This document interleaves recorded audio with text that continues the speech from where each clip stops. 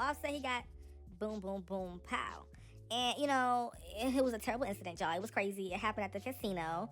But just a few days later, Offset is back at the casino in a damn mobilized wheelchair. Yeah, this man definitely has an addiction, because why are you back at the casino a few days later? What are you doing? Why are you still gambling? Like, boo, go home. What are you doing? You look crazy. Like, you look insane. This nigga sat right around a motherfucking golf cart. Jit, yeah. Shit going on. This nigga sat right around a motherfucking golf cart. Jit, yeah. Shit going on. Low-key, this is kind of sad. Like, this just kind of shows you, like, he probably needs the casino. He probably, like, lives off that casino money. Because, no shade, why are you back there? I would be traumatized to even go back. Okay? But you can't be that traumatized when it's your damn job, obviously. Okay? No hits, no music out trending. Your BM is on tour making millions of dollars while you're at the casino getting shot. Coming back 2 days later again on a wheelchair, mobilized wheelchair. Yeah, your life has to be miserable. You must hate your life, Offset. I know you do. Because nobody who's that happy would be back there again. Also, Offset, don't you owe the casino money? Oh, this probably somewhere else. Child, is it a gambling addiction, child? Is it a gambling addiction? I think so. I know so, okay? At first, Zara Larsson was shading Taylor Swift fans and Taylor Swift for being chart obsessed and chart hungry and chart calculated and all that stuff. Then now it comes out that there's some footage of Zara Larsson claiming Beyonce has stole from Amiri. As you all know, Amiri has that one song, "It's the one thing that got me creaming. It's the one thing that got me squirting that you did." That song, right? She said that Beyonce was deep in her nachos and stole from Amiri. Okay, well, now, you know, that conversation has been talked about over and over again, you know. And I don't think Zara was trying to be shady, but the Beehive is not happy. Zara Larsson done pissed off the Beehive and the Swifties in the same week. That's, girl, you going down. Girl, you going down. What Mary say? You going down. Yeah, girl, you better pray. You better stay prayed up like some Walker, okay? Well, she ain't prayed up, but she got a song called Prayed Up, child. I don't think it's that deep, but Zara Larsson recently went in an interview, a street interview. She said that Beyonce wasn't Amerie's nachos. Amarie, one thing, Amarie is the one thing. Yeah, that Amarie. And she was in her nachos when she made D-Day. Remember this? Amarie? Yes. Yeah. Sicko mode. I feel like this is Beyonce was in her nachos for that, for B-Day. And right now, people are whacking her because some people in the Beehive members are taking offense to it because they felt like it's kind of insinuating that Beyonce stole Amarie's sound for her B-Day album, which is a revolutionary album in my opinion. B-Day is one of her most authentic albums, and she really experimented when it came to her sound and different genres in the album as a whole. To narrow it down just to Amarie's one thing is kind of insane. I could pick out 3 different songs on the album that sounds nothing, not even close to what Amarie could ever do. Some things just don't need to be said because of the reaction it could get. Now they're on Twitter saying that you're no longer her daughter. Some of them are serious, some of them are not, and some of them are saying it's not deep. I'm with the crowd that's saying that it's not deep because sometimes I just listen to music and also think that, hey, this person was kind of in this person's nachos when they made this. Do I mean it literally? No, not really. What do you think? Do you think Beyonce was really in Amarie's nachos? Do you think Zara needs to crush out? I don't know. Also, this whole Beyonce's and Amarie's nacho things has been going on for a while now. Like, it's always been a running tagline in some dark part of Twitter. And I never get it because for Beyonce to steal Amarie's nachos, it would mean that Amarie would be capable of doing what Beyonce does vocally. I'm gonna limit it to vocally because I can already figure that she can't do what Beyonce does physically. Vocally, can Amarie do what Beyonce does? If you can answer that, then maybe Beyonce was really truly in her nachos. I'm not saying that Amarie is a bad performer because her NPR I Need Dance performance is one of my favorite performances to like just put him on in my apartment and just have play in the background. It's a good performance. She's a good performer. But if you're gonna say someone else is stealing someone's nachos, me personally, I expect the person who is being stolen from to be better than the thief. B-Day is such a strong album vocally. I just cannot imagine Amarie singing that album. Not even Get Me Body. Not even the peak of Get Me Body. Like, can we be serious? Now, in my opinion, it could have been the producers, but that conversation is so old though. Like, that conversation is so old. But also, Zara Larsson is talking too damn much. You're talking too much. You get 1 or 2 hits in the mainstream music again. You have some sort of conversation and buzz around your name. Why are you talking this much? Like, you can talk like this in about 2 or 3 years from now. You can't be talking about icons and greats in controversial manners like that. No. You don't discuss Taylor Swift for being chart obsessed. You don't clock Beyonce for stealing, even though she do be stealing sometimes. And we know Taylor Swift is chart obsessed. You can't clock it yet. You're too fresh. Because let's be real. A lot of your fans, Zara, are either going to be fans of Taylor or fans of Beyonce in some way because they've been here before you. So they already, like, those people you're dissing already have pull. You don't have pull. The most pull you have is your tooth getting pulled from the fucking dentist, bitch. You don't have no pull, Zara. Like, the only pull you got is pulled pork, ho. That's it. Other than that, your pull is non-existent. Go back home and pull the lever on your mouth. We did it, Joe. We did it. We're gonna be the next person behind things. Moving on to Kamala, phony fake ass. I'm sorry. Let me stop. You know, I know she got fans on here. Moving on to Kamala, the icon, the queen. Yes, Kamala. She was asked if she would run for president again in 2028. She says, listen, I might. I'm thinking about it. Ooh, girl, don't think about it. Don't do it. If you're gonna bring Cardi B on your campaign again, if you're gonna bring up Megan Thee Stallion twerking for votes, we don't want it. We don't want it, Kamala. I don't know who told you to do that, okay? Now, was Kamala, doing the best that she could do during her time period? Yes, she was, definitely. She didn't have that much time. She just was doing the best she got. But I feel like she may have a chance depending on who she's running against. But would the people vote for Kamala or would they vote for another man to be the Democratic Party representative? I don't know. But I do think Kamala Harris, though, the people in the media and the blogs, they think she's phony. They think they get this very phony vibe from her. And I don't know, girl. I don't know, queen. Okay? But I do want you to know this now, Kamala. Don't you ever pull that celebrity stunt again. That was the worst thing you could have done. That was the worst thing that you've done in your entire life. Okay? And you're going to have to stop that. Don't pull up nobody who's illiterate, who only raps about twerking music for your campaign. That's just a waste of time. Hey, get it, Lotto. Hey, get it, Lotto. On stage looking big as a potato. Hey, big as a potato. Tomato, tomato. And that nigga don't love you. I bet that's a hard pill to swallow. Lotto on stage giving body, giving belly, giving waist, giving face. She was on stage for the first time, her second or third time pregnant, really showing. And she popped out at the Mariah the Scientist tour. Yes, birds supporting birds. I love to see it. Come on now. Lotto was on stage and people are discussing her body. Y'all, let's stop. She's pregnant. But I will say the BBL and pregnancy combo looks very interesting. It does. It looks like it's heavy to fucking walk. Like it's just heavy to just exist. Like I don't know how she's moving like this right now, girl. I know she feel that on her, you know. But as long as she's happy and healthy right now, that's all that matters because she is pregnant. So let's be respectful. Let's keep it cute. No shade in the comments, okay? Don't go too crazy. I know y'all get, okay? Y'all messy. Now, Lotto, it's giving the baby coming tomorrow night. It's giving she finna be leaving the stage and giving birth in 2 minutes. Like, it's giving like the baby finna be born on stage right now. It's giving the baby already was due last week. But she just holding off because she's scared because she want to milk the pregnancy for views and fucking clicks. Let me stop playing, y'all. Let me stop playing. I'm really just playing. Allegedly. But no. So, Lotto, I think that it's time to get back in the studio, get off stage, and go home, and let's get you some hits, all right? Let's get you some hits. I know that you have a few little bangers under your sleeve from TikTok, but let's get you a real hit. You haven't had a real hit since Big Energy. That was her real, like, okay, you know what I'm saying? Like, decent song. Child, moving on to Lotto. They are up here clocking 21 Savage. They said the fact that your baby daddy took his assistant to a concert, but not you tonight, is so embarrassing as heck. He is embarrassed of being seen with you because ain't no way. Now, obviously, she is pregnant, so she can't really attend a concert like that, standing up for that long amount of time. And the reason why, well, okay, some of y'all may say, well, she's performing on stage, so, you know, she should be able to attend one. No. She's pregnant. Plus, they don't want to be seen in public together. They don't want to be seen in public. They don't want to. Okay? So, yes, he would rather take out his assistant to a concert than his own girlfriend. Because, you know, that's just how dudes are, right? Okay, congratulations to Riri. She running it up again. She runs it up. She gets them funds. She gets them buns. And she gets them muns. Yeah. Rihanna officially becomes the first woman in RIAA history to surpass 200 million certified song units and solo credits. Okay, she got 58 gold plaques. Damn, girl. She got 49 platinum plaques. Okay. Then, okay, because it don't stop there. You know, when you Riri, it don't ever stop, child. 35 multi-platinum units, 7 diamond units, and she has just crossed over 200.5. Whoa. You know, Rihanna, you're going to go down as history. Like, you're going to go down as history.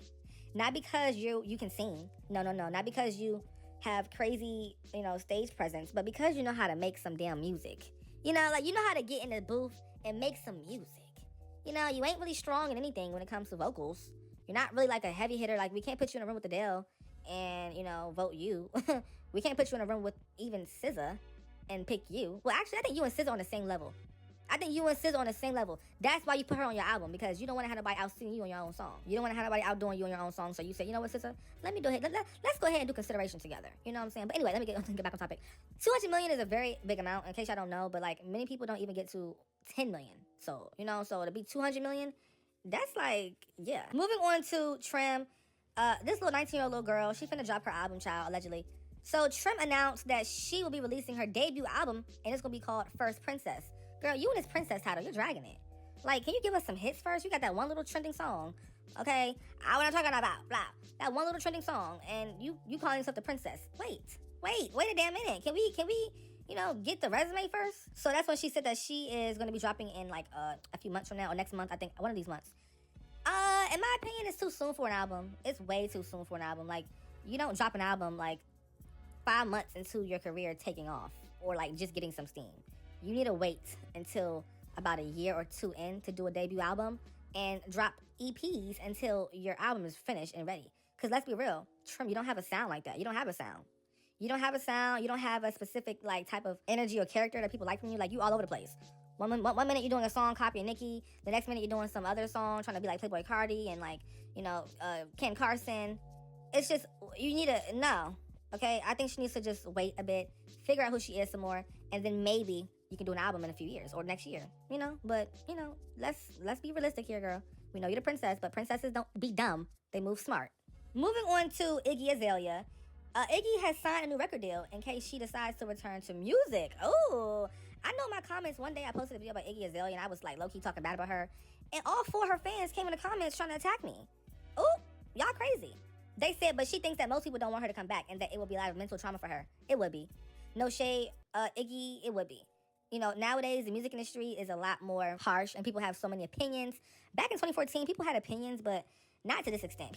Everybody's a pro. Everybody is a label A&R. Everybody has the back end on the budgets for everybody's music career. Like, it's a whole different industry nowadays. Like, it's not the same how it used to be. But I do think Iggy Azalea, if you come back and do some good music and some good songs, you can have a hit again. You could definitely have a hit again. But don't give us no corny stuff, girl. At a certain point in time with her career, the music got very corny. It was around that, like, 2017-ish, 2016 era. I don't know what happened, but something changed. But she came back around 2018 with Cream. That song with Tyga, that song kind of got her back up there a little bit. But after that, it never really was much, talked about with her, from what I've seen. My favorite song from Iggy Azalea is I'ma Change Your Life, I'ma Change It. I'ma Change Your Life. And that song, I've Been Up All Night, trying to get that. The street saying Ice Spice is being sued over some wigs. Now, this is a case that has been brought up before, but it's like a bit crazy now because it's actually, having some motion, having some more traction than it was before. Not Ice Spice being sued over some wigs. Yes, wigs. So Ice Spice is being accused of not paying $20,000 for 25 custom wigs from the Bella brand, and now she may have to sit for a deposition. Now, the Bella brand owner, Gabrielle Alexis, claims that not only did Ice Spice not pay her the money, but Ice Spice allegedly damaged her business by talking crazy online. It all started back in 2025 when Ice Spice was first hit with a lawsuit for allegedly remaking on the discounted $20,000 deal for the 25 custom wigs. Now, according to TMZ, the documents say that Ice Spice signed the contract for Alexis to create the one-of-a-kind wigs, but the Bella brand claims Ice Spice didn't make good on her promise to pay or take delivery of the wigs, and then went on to tarnish the reputation of Alexis and her wigs on social media when things went awry between them. The lawsuit claims that the lies spread by Ice Spice and her team caused major reputational damage to Alexis that cost her thousands of dollars after she temporarily lost a repeat celebrity customer. Wonder who that could be. But get this, the Bella brand is suing Ice Spice for breach of contract and is seeking more than $400,000 in compensation and punitive damages. The Bella brand's attorney says that this is what entitlement looks like. Fame is not immunity from the law. Ice Spice will be held accountable. $400,000 for some wigs is crazy, but when you sign a contract, you kind of got to stick to it. But maybe she didn't like her work anymore. Maybe she found somebody better. It could be many things. But I'll keep you guys posted when I hear more. They trying to get $400,000. We're going to see how far that goes. $400,000? Girl, I don't know about that. But Ice Spice, why you ain't pay them the money? What's going on? I don't understand. That was a good price. $25,000 for 20 wigs? And you are A-list? Well, no, you never was A-list. You were a celebrity? That's a good price. I feel like for 20-something wigs, I would charge somebody like $80K, maybe $90K. You know what I'm saying? For 20 plus wigs, you got 25,000. That's great. I really hate the new Chris Brown hate train. It's just so performative. A lot of the people who be giving Chris Brown hate, you're not trying to actually inform him or hold him accountable. Y'all just want to have a space online to shame for no reason with no actual real impact on anything. So online right now, they're having a conversation. Chris Brown has released his new single called Obvious from his new album Brown, coming out May 8th. He never stops working. And they said that he has been releasing the same low vibrational hookah lounge R&B for the past 20 years. No, he hasn't. No, he has not. That's y'all issue now. It's one thing to hate somebody, but to sum up Chris Brown's entire career to hookah lounge, low vibrational music, no, y'all are all wrong. And watch, people are going to be in the comment section agreeing, yep, exactly, I knew it, child. Knew what? That you were a dummy, and when you shake your head, there's rocks in your head, not a brain? Is that what you knew all along? Okay. But no, Chris Brown's work ethic is crazy. He just went on tour. He about to go tour again. A new album coming out real soon. This is whoa. Moving on to Cardi B. It seems like the drama about Cardi B is predicted to chart at number 38 on the Billboard 200 with 19.6 thousand units sold in the 29th week on via Hits DD. So congrats to her. She's about to have a 29th week streak on the Billboard 200 chart. All the Barty gang is clapping, they're twerking, they're happy. Well, you should be. When you put on 30-year-old tracks on your album, you should be. I would kind of be surprised if she wasn't on Billboard after adding in all those songs, So, this is what you're supposed to do. Well, I'm sorry, not supposed to do, but this is what's supposed to happen after you do Desperate Tactics. Moving on to Nicki Minaj. Y'all, the conversation right now about Nicki Minaj and the Met Gala is going crazy. So as you all know, the Met Gala is coming up in a few weeks, okay? And the question is, do you think that Beyonce is the reason why Nicki Minaj is banned from going to the Met Gala? Question. Now, I feel like it is definitely a part of it. I think so for sure. But people have just been having their own conversation and their own opinions on it. Barbs. They saying that Nicki not gonna go to Met Gala because of Beyonce and Camel Face, aka Jigga Man. Unacceptable. No. Not having it. Not having it. The Queen has been killing it for the last 3 years, I believe. It's been 3 years. Don't give it a line. But the Queen has been killing it nonetheless, okay? Best dressed and everything. And now you're telling me that she's not gonna go because of those two people? I don't know. That's weird. That's suspicious. Because I know that if Nicki don't go, it's definitely because of them. Because she's been going all this time. All of a sudden, they decide to pop out at the Met Gala. All of a sudden, Beyonce is a part of the co-chair to whatever in the Met Gala. And all of a sudden, Nicki's not gonna go. That's weird and that's suspicious. Because I definitely know that if she doesn't go, it's because of them. It is because of them. Now, I don't know if Nicki's gonna not go because people have been saying all these things about her, but Nicki is not the one to run from a fight. So, I don't know. Like, I want the Queen to pop out and pop her ish like she's been doing. But what do y'all think? Do y'all still want Nicki to go despite all, like, the industry drama and money that allegedly Camel Face owes her? What do y'all think? Now, I feel like even if Nicki was invited, I don't think she would go. I just really feel like she has entered a space where she doesn't really care about this stuff no more. Well, for now. I think her priorities are just different right now. So her going to the Met Gala, I don't think she cares about that. But it would be funny if she does a surprise appearance. Wouldn't that be a gag? Pull up in something fly, something tea. You know what I'm saying? Moving on to the Nicki Minaj clone. Again, listen, y'all. This Sunshine Benzie girl, she is making so much more noise on social media than ever before right now. I mean, the fans are loving her freestyle she's doing. But a lot of the barbs are saying it's giving Nicki Minaj even more, even harder. Let's tune into what Sunshine Benzie is saying, a.k.a. Abby Lee Miller. Yeah, PJs on the PJ silly. Rolling trees from the relays, really. I put down for my city. On the hunt, so don't hide no pretty. Slide through, came back in the pretty waist. Pretty face, bitches here. Skinny waist? Abby Lee Miller, you said you got a skinny waist? Hold on, girl. I'm not trying to be messy or shady because, I don't do the body shaming on my channel. That's not what I do. I'm not for that. But you talking about some skinny waist? Girl, Pitch Perfect, you're going to have to stop this, for real. You're going to have to stop this. Now, does this sound like Nicki Minaj? It does. But I also hear Doja Cat. I hear Doja Cat real bad on this. I definitely do. Now, I don't know if, people understand the logic here, but we have to just not accept the fact, but we have to just realize that we're entering a clone era, okay? The cloning of Nicki Minaj is happening. Well, not literally, but I'm just saying they're trying to be like her, and they're trying to copy it down. And back in the day, they used to hide it. Now it's blatant. It's blatant copying. Like, they're not even trying to hide the copying. Like, back in the day, they would, do it, bite it, and then oh, well, I was just inspired by Kim. But now it's just, you can't hide it no more. But let's talk, let's chat. What's your opinion? Comment down below.